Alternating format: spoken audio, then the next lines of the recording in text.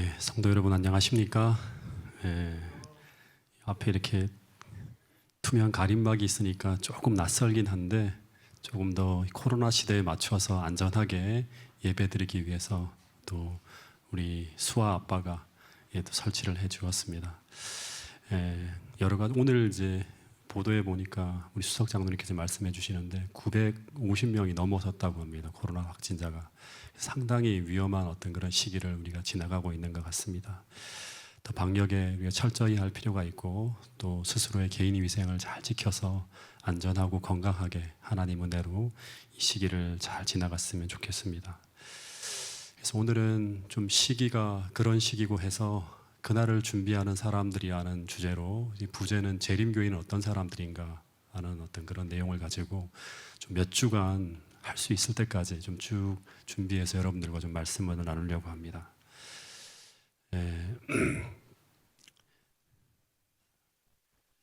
제가 어떤 분을 통해서 한 책을 제가 얻게 되었는데 그 책이 이제 유명한 미래학자인 이 제레미 러프킨이라는 사람이 쓴 글로벌 그린 뉴딜이라고 하는 책이에요. 그래서 이 책을 제가 읽고 있는데 그 책의 서문에 보면 이런 이야기가 나옵니다.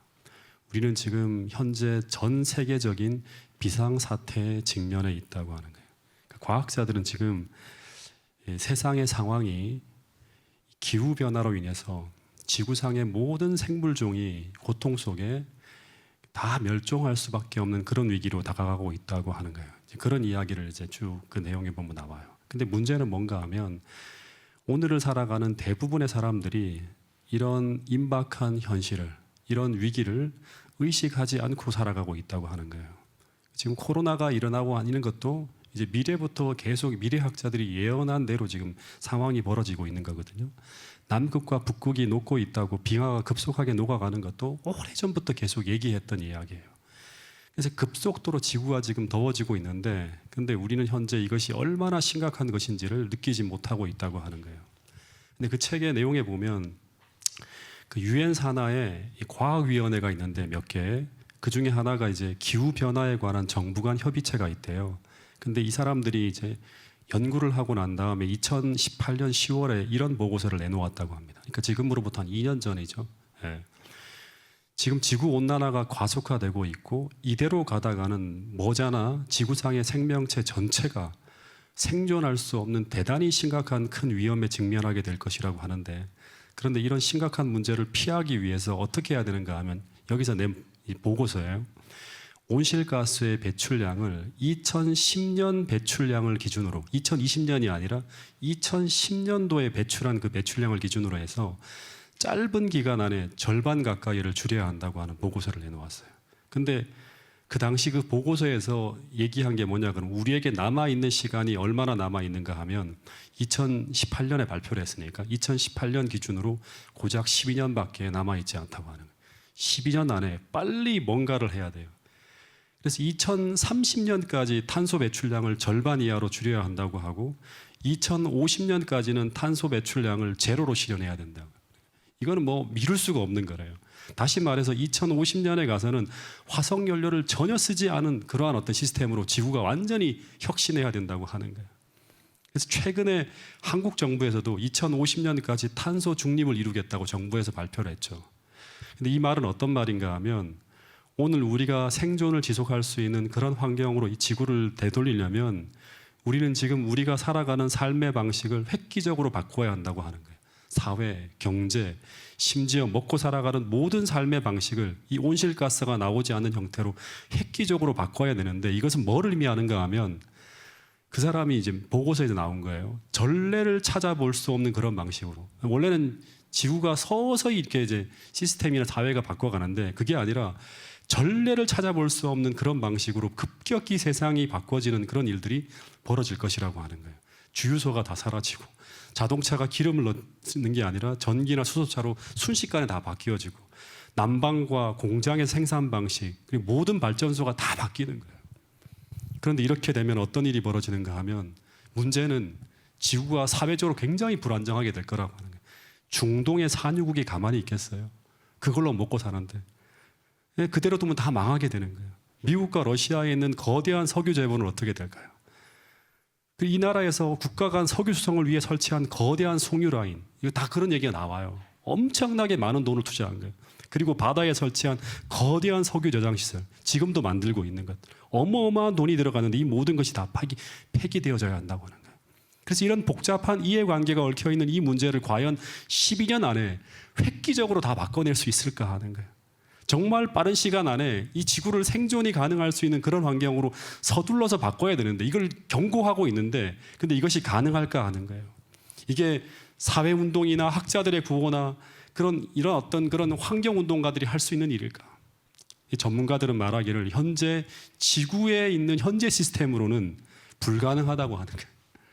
왜냐하면 국가 간의 이해관계가 복잡하게 연결되어져 있어서 이것을 획기적으로 선제적으로 대처하며 조정하는 것이 사실상 불가능하다고 하는 거예요. 이런 일이 도래할 것이라고 하는 것을 벌써 수십 년부터 예측하고 예고했지만 그 대처 방안을 실제적으로 도입하고 제도화하는 데는 너무나 더디다고 하는 거예요.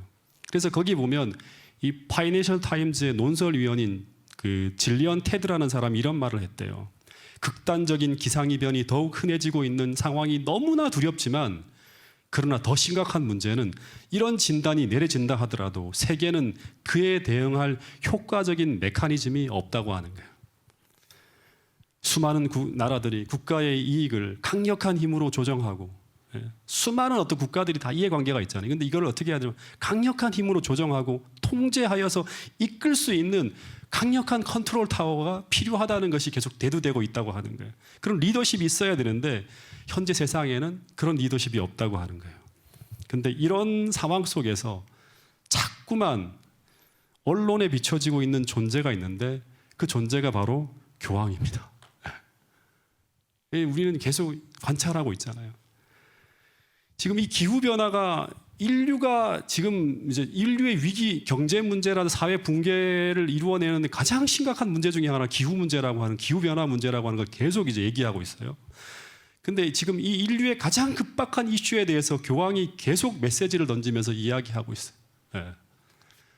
기후 변화에 관해서 경고한다고 하면서 2020년 4월에 나와 있는 메시지죠. 그리고 교황은 이미 2015년도부터 이 2015년도에 나온 뉴스거든요.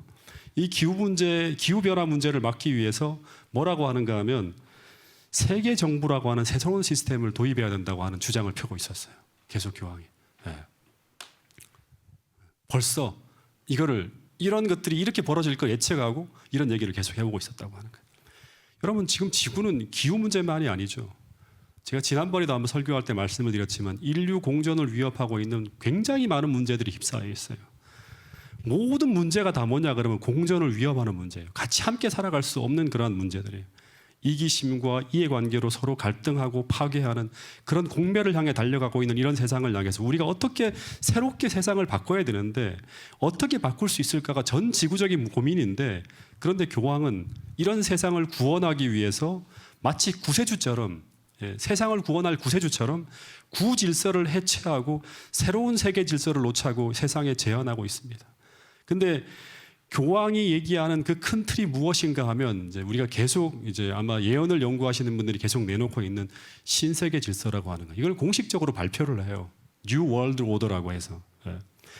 하나의 리더, 그거는 하나의 리더, 하나의 정부, 그리고 하나의 화폐를 통한 경제 시스템, 그리고 또 하나가 뭐냐 그러면 하나의 종교예요.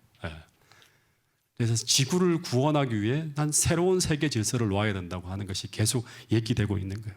그래서 강력한 정부가 경제를 통제해서 부를 재분배하고, 지금 빈부격차가 굉장히 심하잖아요. 그리고 갈등이 심하잖아요.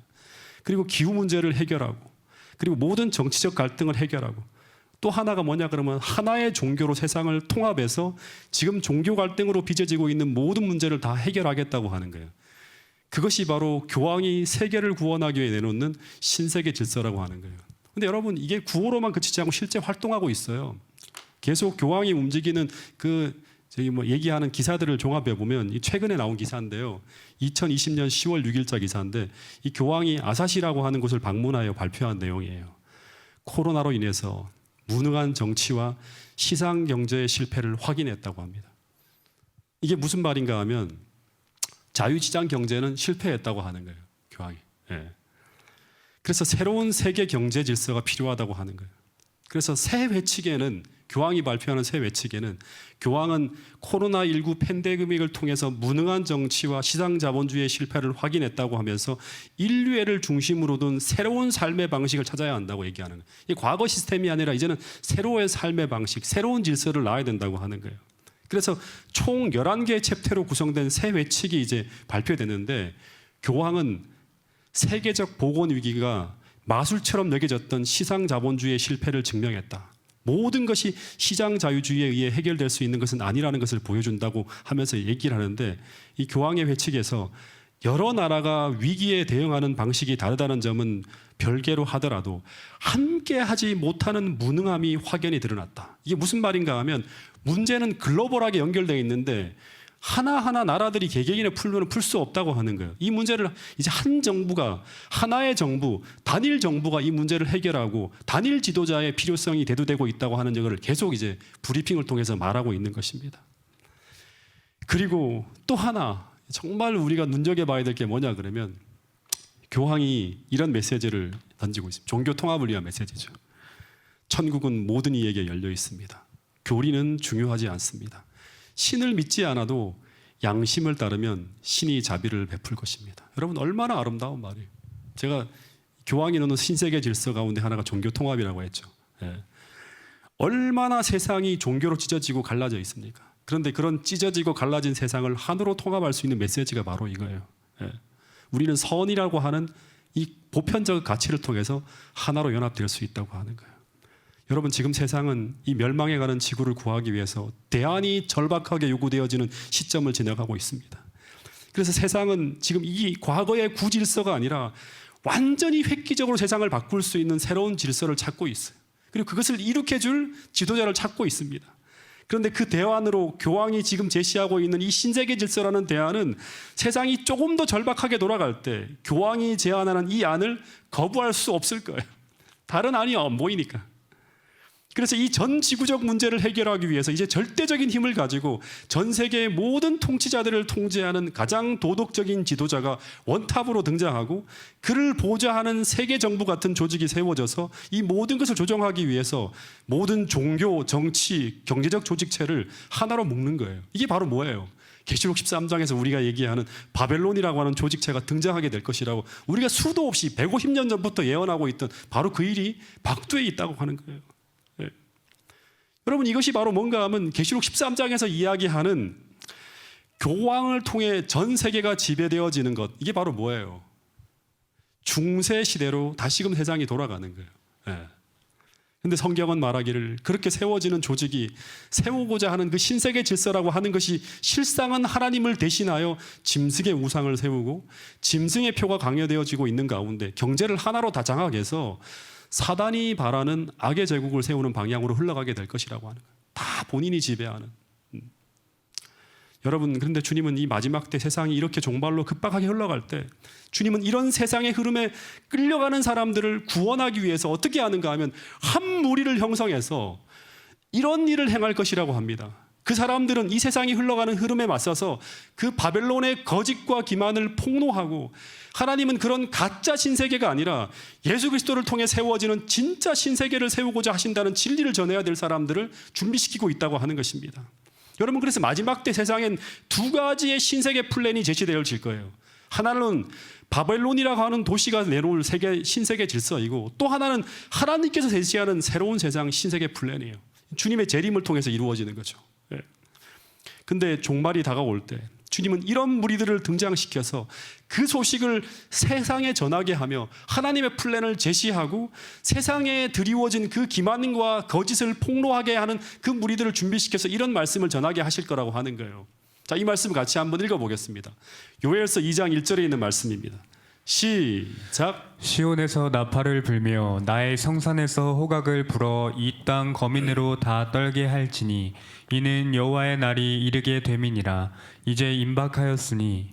본문에 보면 재림의 징조가 펼쳐질 때 하나님은 시온에서 나팔을 불며 나의 성산에서 호각을 불어. 호각이 뭔지 알죠? 호루라기를 휙 불면서 경고하는 거예요. 멀리까지 들릴 수 있도록. 그래서 이 땅 거민으로 하여금 주의 재림이 임박하였다고 하는 것을 알려주는 경고의 나팔을 불어야 할 사람들을 등장시킬 것이라고 하는 거예요. 근데 그들이 누구인가 하면 본문에 보면 시온에 거하는 하나님의 백성들이에요. 다시 말해서 다가오는 주의 날을 경고하기 위해서 시온에서 나팔을 불면서 하나님의 성산에서 호각을 불어서 주의 재림이 임박했다는 소식을 알려주어야 할 사명을 가지고 존재하는 무리가 반드시 역사의 마지막에 존재할 것이라고 하는 거예요. 근데 그들이 누구일까요?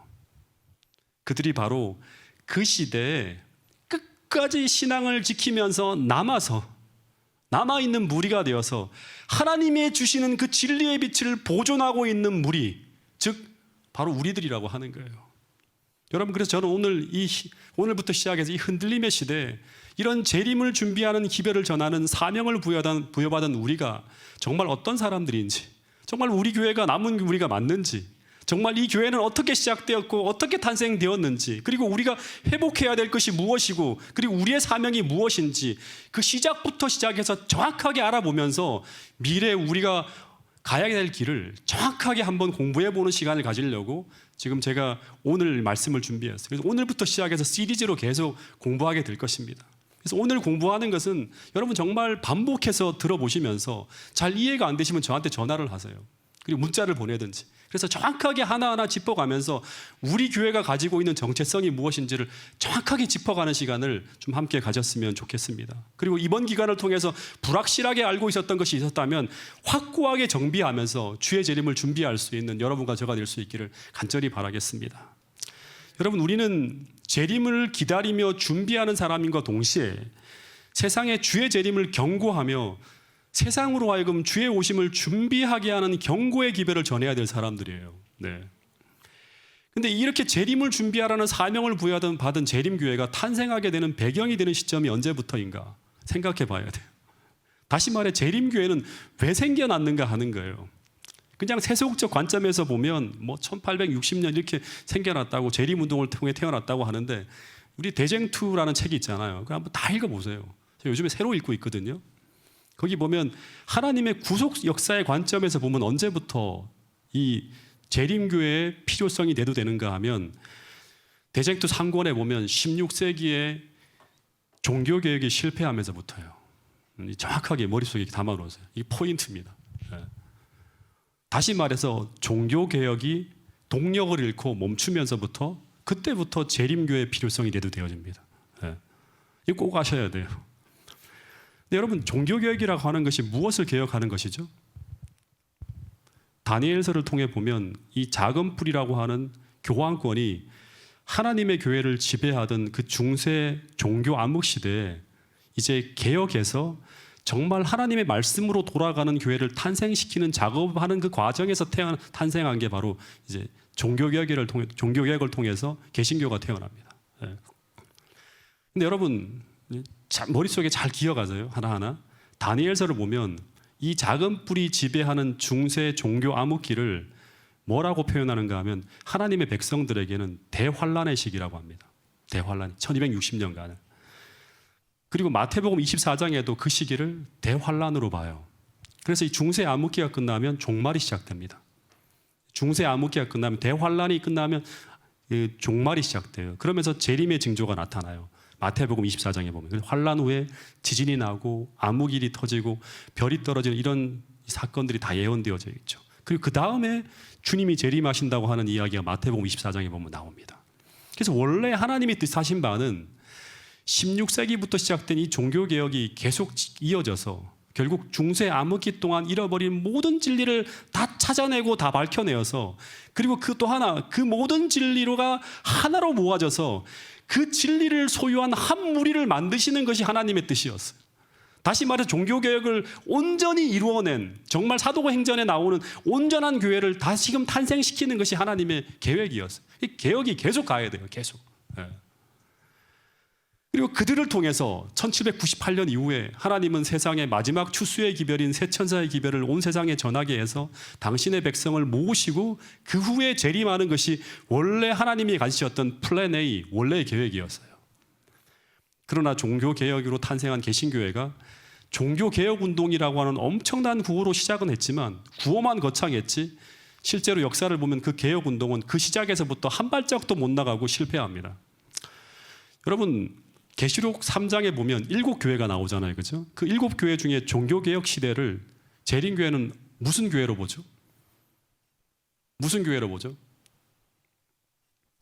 4대 교회로 보잖아요. 4대 교회. 예. 근데 4대 교회는 어떤 교회인가 하면 살았다 하는 이름은 가졌지만 실제로는 죽은 교회라고 주님은 말씀하고 계십니다. 그러니까 종교개혁 운동이라고는 이름으로 다시금 살았다 하는 이름은 가졌지만 부흥했잖아요. 그죠? 근데 구호만 가졌지 실제로는 그 정신을 잃어버리고 교리만 붙들고 있는 죽은 교회라고 하는 거예요. 이 말이 어떤 말인가 하면 역사를 보면 종교개혁 운동을 태어난 개신교회는 종교개혁의 정신을 잃어버리면서 개혁이 멈춰버립니다. 그러면서 그들은 개혁을 통해서 찾아낸 그 진리들이 정작 삶으로 실천되어져야 할 진리가 아니라 누가 더 옳은가를 따지며 싸우는 상대를 공격하는 무기로 다 변질되어집니다. 그러면서 종교개혁 운동은 교리 분쟁으로 변질되어져요. 그래서 수많은 개신교회가 수많은 교파로 나누어지는 그런 일들이 벌어지는 거예요. 그래서 이 대쟁투 학원에 보면 이 개신교회도 그 당시 상태를 묘사하는 걸 보면 로마 카톨릭 교회와 별반 다를 바 없이 또다시 타락해 가고 있었고 이 개신교회도 이제 종교개혁의 주체가 아니라 개혁의 대상이 되어버렸다고 하는 이야기가 나오죠. 여러분 오늘날도 한번 보면 비슷하죠. 교리만 다를 뿐이지 로마 카톨릭 교회나 거기서 개혁했다고 하는 개신교회나 더 개혁적인 모습이 보입니까? 보이지 않습니까? 네, 보이지 않아요. 잘. 여러분 근데 이 재림교회는 이 멈춰버린 종교개혁 운동을 다시금 이렇게 살려내는 거예요. 다시 말하면 재림운동을 통해서 다시 살려내면서 탄생한 교회가 바로 무슨 교회인가 하면 재림교회라고 하는 사실이에요. 여러분 그래서 초창기 재림교회는 이 죽어있고 화석화되었던 그래서 구호만 남아있는 종교개혁 정신이 다시금 살아있었다고 하는 사실을 여러분 기억해야 됩니다. 그게 살아나면서 이 재림운동이 일어나는 거예요. 여러분 그래서 오늘 우리가 우리 교회의 정체성을 살펴보면서 기억해야 될 가장 중요한 것 중에 하나는 뭔가 하면 우리 교회는 또다시 반복합니다. 이 종교개혁의 정신이 다시 살아나면서 탄생한 교회가 바로 어떤 교회다? 재림교회라고 하는 사실입니다. 그러면 한번 물어볼게요. 종교개혁 당시에 종교개혁자들을 이끌었던 종교개혁의 정신이 무엇인가 하는 거예요. 종교개혁자들이 크게 5가지의 솔라를 외치면서 종교개혁을 시작했다고 합니다.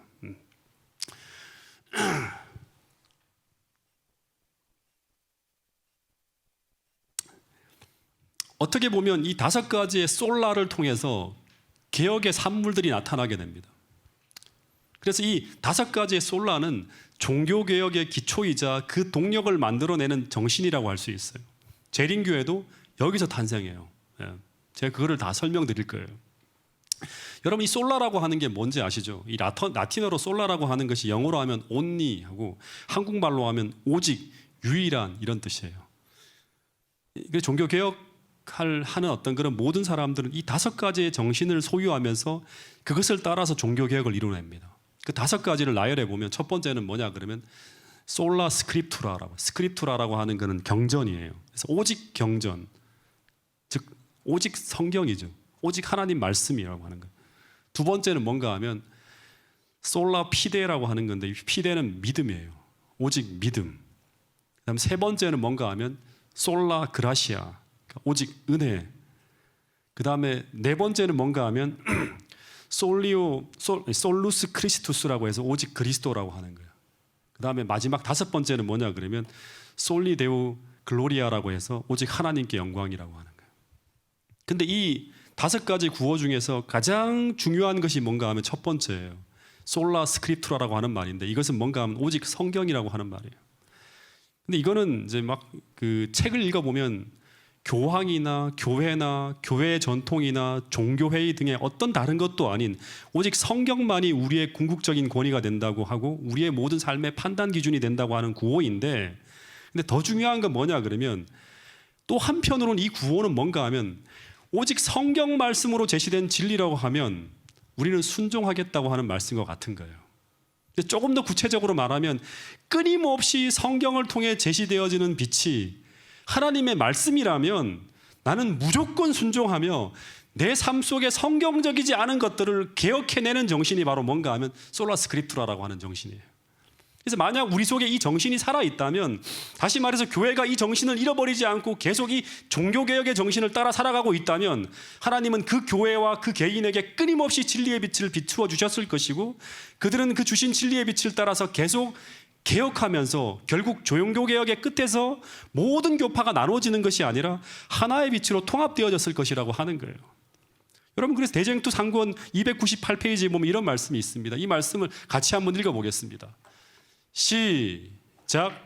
그리하여 종교는 다시 형식주의로 전락해 버렸다. 그리고 만일 교회가 하나님의 말씀의 빛을 계속해서 따라갔다면 당연히 배척할 수밖에 없는 미신과 오류를 간직하고 지키게 되었다.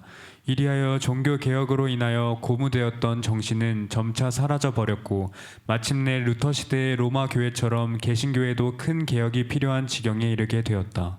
예, 여러분, 그래서 만일 교회가 하나님의 말씀을 계속 빛을 따라서 계속 따라갔다면 당연히 배척되어야 될 오류와 미신을 교회가 개혁했어야 되는데 그렇게 하지 못하게 되었고, 그래서 종교개혁으로 인해서 고무되었던 정신은 사라지고 마침내 어떻게 되었다? 루터 시대의 로마 교회처럼 개신교회도 개혁의 주체가 아니라 개혁이 필요한 지경에 이르게 되었다고 하는 거예요. 여러분, 지금부터 하는 얘기 잘 들으세요. 마찬가지예요. 이 종교개혁의 정신이 그때만 필요한 것이 아니라 주님이 오실 때까지, 우리 생명이 다할 때까지 이 정신이 우리 안에 살아 있어야 된다고 하는 것입니다. 이 정신이 사라질 때 이름만 남아있는 교회로 전락하게 되는 거예요. 즉, 종교를 개혁한 교회라는, 개신교회라는 이름은 남아있지만 오늘날 대부분의 개신교회는 전혀 개혁적이지 않은 이전에 부패하고 타락한 교회로 다시금 돌아가 버렸어요. 여러분, 마찬가지입니다. 오늘 우리는 종교개혁의 정신을 이어받아 또다시 종교개혁을 일으키며 남은 무리로 탄생한 진리교회라고 하는 이름을 가지고 있어요.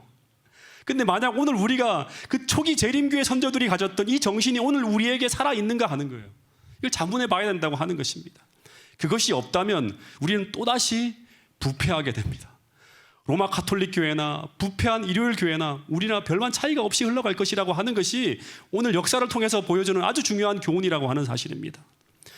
여러분, 오늘 우리에게는 종교개혁 정신이 다시금 불타올라야 됩니다. 그런데 그 정신의 기초가 바로 무엇인가 하면 솔라 스크립투라라고 하는 거예요. 이것은 또다시 말하지만 오직 말씀이면 우리는 순종하고 따르고 개혁하며 순종하겠다고 하는 것입니다. 여러분, 이 정신으로 우리 선조들은 모든 세상 사람들이 일요일을 따라 예배하고 있었지만 우리 선조들은 솔라 스크립투라, 즉 안식일이 성경 말씀으로 증명된 것이기 때문에 그 안식일을 개혁한 거예요. 그래서 이 안식일 하나를 고집스럽게 지키는 것이 중요한 것이 아니라 오늘 이 정신이 살아있는가 하는 것은 어쩌면 더 중요한 것이라고 하는 거예요. 이 종교개혁 정신의 산물이 바로 안식일이기 때문에 그렇습니다. 만약 그 정신이 오늘 우리에게 살아있다면 우리는 바벨론이라는 모든 오류와 미신과 거짓 종교에서 결국 분리되어 나온, 우리 그 정신이 사라져 있지 않다면 우리는 바벨론이라는 모든 오류와 미신과 거짓 종교에서 결국 분리되어 나온 것이 아니라 우리는 안식일을 지키면서 또다시 온갖 오류와 미신과 거짓으로 뒤덮인 바벨론으로 다시금 돌아갈 수 있다고 하는 것입니다. 여러분, 이 정신이 사라지면 우리는 어쩔 수 없이 부패하고 타락한 온갖 진리와 미신과 오류와 관습이 혼잡하게 뒤섞인 또 다른 바벨론이 되어버린다고 하는 사실을 잊지 않게 되기를 간절히 바라겠습니다. 또 하나 종교개혁의 구호가 무엇인가 하면 솔라피데, 오직 믿음과 또 하나가 솔라 그라시아, 오직 은혜라고 하는 구호인데, 이 오직 믿음, 오직 은혜라고 하는 것은 뭔가 하면 오직 믿음으로, 오직 하나님이 주시는 은혜로 우리가 구원받는다고 하는 그런 구호도 되지만, 이것은 쭉 읽어보면 이 말씀은 체험과 경험으로 이루어진 신앙 정신을 말하기도 한다고 합니다. 되게 중요한 거죠. 다시 말해서 어떤 인간의 행위와 노력과 수고로 이루어진 신앙이 아니라 오직 믿음으로, 오직 하나님이 주시는 은혜로 살아가는 신앙 정신을 말하는 것입니다. 여러분, 하나님이 아무리 우리를 사랑하신다고 해도, 아무리 그분이 위대하다고 하더라도 멀리 때로 떨어져 계신 하나님, 다시 말하면 내가 체험할 수 없고 내가 경험하지 못하는 하나님은 우리와 아무 상관이 없는 것입니다. 다시 말해서 아무리 우리가 교리로는 믿음으로 하나님을 경험할 수 있다고 말을 해도 우리가 그것을 실제 현실에서 경험하지 못한다고 하면 우리는 종교개혁 정신을 잃어버리고 그 진리의 이론만을 가지고 있는 사람들과 똑같은 것입니다. 여러분, 우리가 하나님의 은혜로 모든 것을 견딜 수 있다고 이론으로는 알고 있다고 하더라도 그것이 체험되어지지 않는 은혜, 다시 말해서 단지 교리로만, 지식으로만 가지고 있는 은혜는 아무 쓸모가 없다고 하는 것입니다. 거기서 신앙이 뭐로 빠지는가 하면 형식주의로 전락해버리는 거예요. 여러분, 종교개혁 운동이 실패하게 된 것 중에 하나가 뭔가 하면 이 모든 지식이 체험할 수 없는 것, 단지 지식으로만 남아있을 때 종교개혁의 동력이 사라지고 맙니다. 여러분, 형식주의라고 하는 게 뭐예요? 단지 의식을 위해 필요한 신앙, 즉 교회에서만 필요한 신앙을 말하는 것입니다. 제가 이제 이 이야기를 읽어보면서 어떤 생각을 하게 되었는가 하면 예수님 당시의 유대교와 그리고 중세 암흑기 그리고 종교개혁이 실패로 끝난 후에 이제 교리 분쟁으로 난립한 재림운동 직전의 교회의 모습을 이제 자세히 살펴보면 그 시대의 모습 속에 공통점이 있는데 그게 뭔가 하면 체험이 사라졌다고 하는 거예요. 예, 다 체험이 사라졌어요. 예. 아무리 많이 공부를 해도 아무리 많이 깨달았어도 그 은혜와 그 약속이 그 좋은 하나님을 위해 배웠잖아요. 체험이 안 되는 거예요. 그 종교는 어떤 종교인가 하면 죽은 종교라고 하는 것입니다. 여러분, 오늘 우리는 살았다 하는 이름은 가졌지만 남은 물이라고 하는 이름은 가졌지만 죽은 자인 것은 아닌지 한번 살펴봐야 됩니다. 오늘 재림교회의 문제가 살았다 하는 이름은 가졌지만 진리교회라고 하는 이름은 가지고 있지만 실제 그 영광스러운 진리가 영광스럽게 체험이 안 되고 있는 그러한 심각한 문제에 직면해 있는 것은 아닌지 우리가 살펴봐야 된다고 하는 것입니다. 여러분, 대쟁투 상권 298페이지에 보면 이런 글이 있습니다. 이 말씀도 같이 한번 읽어보겠습니다. 대쟁투 상권 298페이지에 있는 말씀입니다. 시작. 19세기 전반에 성경이 널리 반포되어 세계는 큰 빛을 받았으나 사람들은 계시된 진리의 지식을 따라 전진하거나 체험적 신앙의 소유를 하지 않았다. 예, 19세기 전반에 성경이 이제 막 널리 반포되기 퍼지기 시작하면서 세상 사람들이 다 성경책을 가지고 있어요. 전부 다 연구를 하고 있어요. 그래서 제시된 진리의 지식은 다 쌓여 있지만 진리를 따라 전진하거나 체험적인 신앙을 소유하고 있지 못한 때가 언젠가 하면 재림운동 바로 직전에 개신교의 모습이었다고 하는 것입니다. 그래서 그 시대의 많은 그리스도인들의 삶 속에서 그들이 배우고 있는 그 진리의 지식이 체험으로 연결되어지지 않고 있는 그 시대가 바로 뭐였는가 하면 이 재림운동이 벌어지기 바로 직전의 세상의 모습이었다고 하는 거예요. 그런데 재림운동 당시에 다시금 이 믿음이 죽은 믿음이 아니라 산 믿음으로 전환되어졌을 때, 다시 말해서 그 종교개혁의 정신이 살아났을 때 신자들은 살아 움직이기 시작했다고 하는 것입니다. 여러분, 재림운동 당시의 기록들을 쭉 읽어보면 그 당시에 모이는 교회라든가 횟집에서는 하나님을 경험하고 체험하는 역사가 막 수도 없이 펼쳐지는 거예요. 그래서 예배가 교회에서만 드려지는 종교 형식이 아니라 실제 하나님을 만나고 경험하는 경험으로 모든 신자들의 삶이 변화되어지고 있었다고 하는 것이 재림운동 당시의 신자들의 모습이었다고 하는 거예요. 그래서 그 하나님의 은혜로 참된 회개가 일어나고 변화가 일어나면서 그들은 산 믿음으로 하나님과 연결되어지는 경험을 하기 시작합니다. 그래서 그 표현을 그대로 빌리면 그 시대 재림교인들은 마치 하늘이 땅으로 내려온 듯한 느낌을 가지며 살았다고 하는 거예요. 그러니까 하늘이 멀리 있는 게 아니라 이 땅과 맞닿아 있다고 하는 것을 느낄 정도로 그런 신앙생활을 계속 하고 있었다고 하는 거예요. 여러분, 우리는 다시금 이런 경험을 해야 돼요. 그리고 우리가 가진 그 진리를 영광스럽게 드러내야 되는 거예요. 하나님은 그런 사람들을 이 마지막 시대에 찾고 있다고 하는 것입니다. 제가 이제 그 책을 쭉 읽는데 대쟁투 상권에 보면 이 존 웨슬레에 대한 경험이 실려 있어요. 이 존 웨슬레라고 하는 사람은 감리교의 창시자죠. 이 사람은 정말 열심히 신앙생활을 하는데 하나님의 은혜를 체험하지 못하고 메마른 신앙을 해오고 있었던 사람이에요. 열심은 있는데. 그러다가 이 사람이 선교사로 미국으로 가는 배를 타고 가다가 보헤미아인들을 만나게 돼요. 이 모라비아 교도들을. 근데 거기서 보면 이 존 웨슬레라고 하는 사람이 이 보헤미안인들에게서 자신이 가지고 있지 못한 두 가지의 모습을 보게 되었다고 합니다. 그 하나는 뭔가 하면 이들은 영국 사람들은 아무도 행하지 않고 있는 비천한 일을 계속한대요. 그러니까 다시 말하면 시키는 일이 아니라 그 배를 타고 있는 상황 속에서 정말 어떻게 보면 그 자기가 하지 않아도 될 일인데 비천한 이런 일들을 자기 서슴없이 다 한다고 하는 거예요. 허드렛 일들을 뭐 쓰레기를 치우고 청소를 하고 화장실을 청소하고 이런 일들이죠. 그러면서 항상 이들은 겸손의 증거를 보여줬다고 하는 거예요. 예. 한번 우리 자신을 한번 돌아봤으면 좋겠습니다. 그리고 또 하나는 뭔가 하면 어떠한 장애를 만날지라도 동요되지 않는 유순한 태도를 보여주었다고 하는 거예요. 아무리 힘든 순간을 만나더라도 항상 유순한 태도, 온유한 정신을 계속 가지고 있었대요. 예.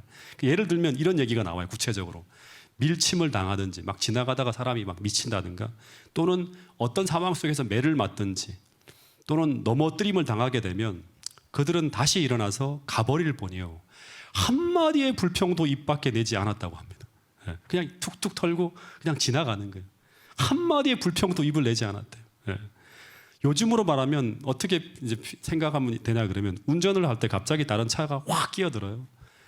혹은 교회에서 누군가가 나를 막 긁거나 할 때 아무리 자극을 받아더라도 이 자극을 받지 않는 거예요.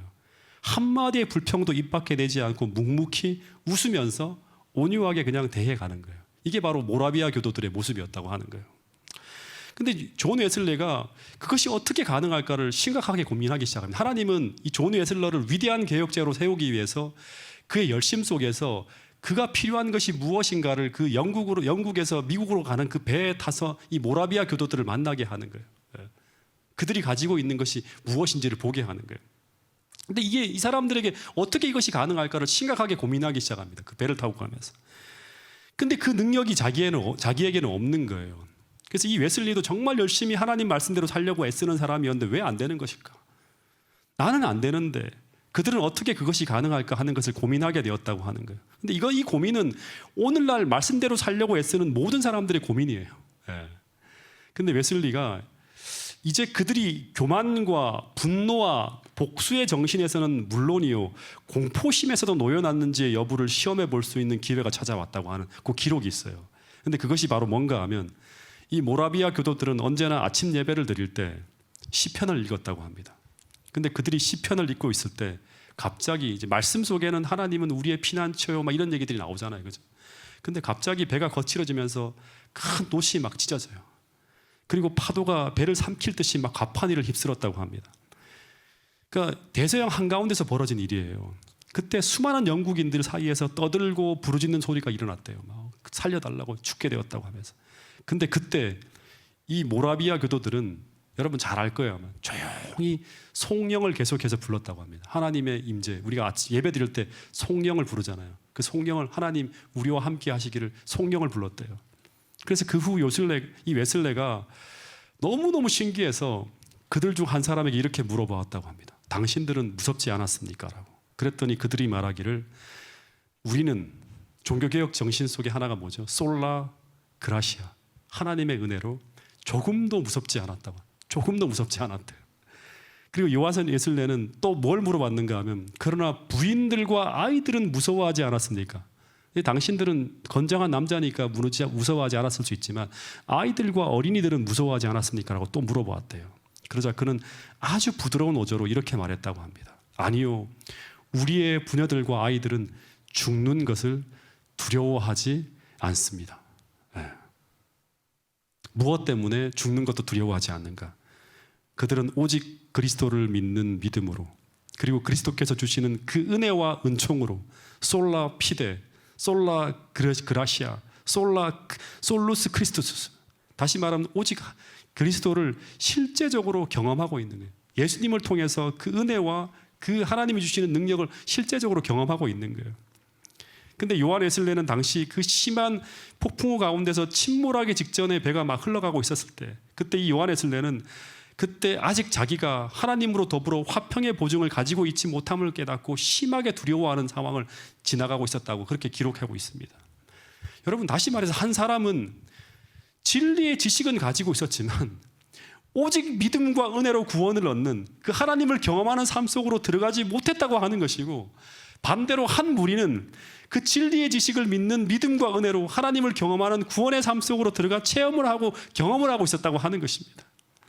여러분, 당시 종교개혁이 멈춰선 이유 중에 하나는 뭔가 하면 그들은 무엇이 옳은지를 논쟁하고 따지는 가운데 그 차가운 교리 분쟁으로 멈춰서 있었다고 하는 것이 이제 역사 속에 나오는 기록인데, 근데 이것은 무엇을 의미하는가 하면 당시 그들은 진리를 순종하려고 배우는 것이 아니라 싸우는 무기, 내가 얼마나 많은 것을 알고 있는가, 내가 아는 것이 얼마나 옳은 것을 알고 있는가를 증명해내기 위해 성경을 공부하고 있었다고 하는 것입니다. 그래서 거기에는 오직 믿음을 통해 역사하는 하나님의 은혜와 능력의 체험은 사라지고 없는 것이, 오직 메마르고 삭막한 교리만 남아있는 것으로 끝나는 거예요. 그 인생이 그렇게 다 흘러가는 거예요. 근데 여러분, 하나님 나라는 그렇게 세워지는 것이 아니었습니다. 사도 바울은 이런 얘기를 하고 있는 것입니다. 이 말씀을 같이 한번 읽어보겠습니다. 고린도전서 4장 20절 말씀입니다. 시작. 하나님의 나라는 말에 있지 아니하고 오직 능력에 있음이라. 여러분, 주님은 우리에게 말씀을 주신 이유는 바로 뭔가 하면 그 말만 깨닫고 있는 것이 아니라 그 말씀을 통해서 나타나는 하나님의 능력, 하나님의 은혜를 경험하라고 주신 그 하나의 도구가 바로 이 지식이에요. 근데 이 지식을 가지고 있는 것만 가지고 우리는 구원을 얻고 하나님의 나라에 들어갔다고 하는 것은 심각한 착각을 하고 있는 거예요. 여러분, 그리고 주님은 우리에게 진리를 주신 목적이 뭔가 하면 그것을 가지고 무엇이 옳은지를 깨닫고 이해하고 증명하기 위해서 주신 것이 아니라 진리를 주신 목적은 뭔가 하면 순종하도록 하기 위해 주셨다고 하는 거예요. 그것을 순종하고 행하게 될 때 그것이 진리임을 체험을 통해서 알게 된다고 하는 거예요. 요한복음 7장 16절 17절 말씀에는 바로 이 말씀을 하고 있는 거예요. 같이 한번 읽어보겠습니다.